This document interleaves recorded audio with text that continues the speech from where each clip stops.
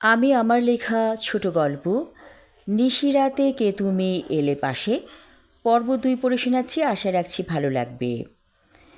সুখ নামের সুখ পাখিকে আমরা শুধু খুঁজে বেড়াই, কিন্তু এই পাখি আছে সবার ঘরে, বলল সীমা চৌধুরী।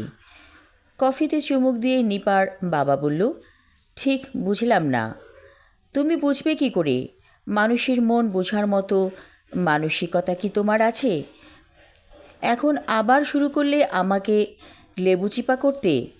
আচ্ছা, প্রতিদিন কি খোঁচা মারা কথাগুলো না বললেই নয়, বলে নিপার বাবা অর্থাৎ আবির। তুমি নিজের সুস্থতার জন্য ভাবো, কিভাবে নিজে ভালো থাকা যায় এবং অন্যকে ভালো রাখা যায়। আমার খুদ ধরে তোমার কি সুখ? সীমা চৌধুরী বলল, আমাদের মেয়ে নিপা কি সুন্দরভাবে সব কাজ শিখে যাচ্ছে। সেই দিনের নিপা আজ কত বড় হয়ে গিয়েছে। এখন মেয়েটিকে তো বিয়ে দিতে হবে। সমাজে মুখ দেখাতে পারবো মেয়েকে ঘরে বসিয়ে রাখলে, বলে আবির।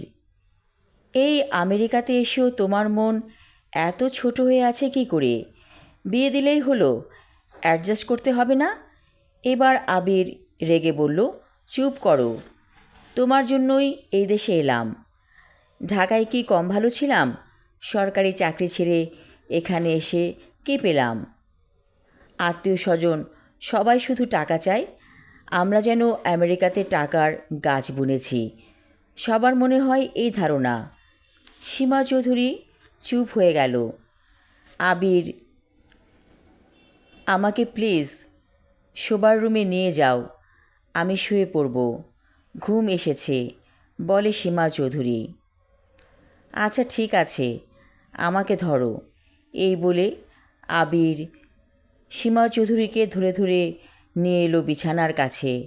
হঠাৎ করে সীমার হাত ছেড়ে দিল আবির। বহু কষ্টে সীমা বিছানাতে উঠে বসল। তুমি এত নিষ্ঠুর! আমি যদি পড়ে যেতাম? না, তুমি পড়তে না, ঠিকই বিছানায় উঠে পড়তে পারতে। আসলে অন্যের উপর নির্ভর করে করে এমন হয়ে গিয়েছো তুমি, বলে আবির। সীমা চৌধুরীর বুকের ভেতরটা হাহাকার করে ওঠে। এই নিষ্ঠুর লোকটি ওকে খুঁচিয়ে খুঁচিয়ে রক্তাক্ত করে কি আনন্দ পায় বোঝে না সীমা চৌধুরী। আমি আমার লেখা ছোট গল্প নিশিরাতে কে তুমি এলে পাশে পর্ব ২ পড়লাম। পরবর্তী অংশ থাকবে আগামী পর্বে। ধন্যবাদ।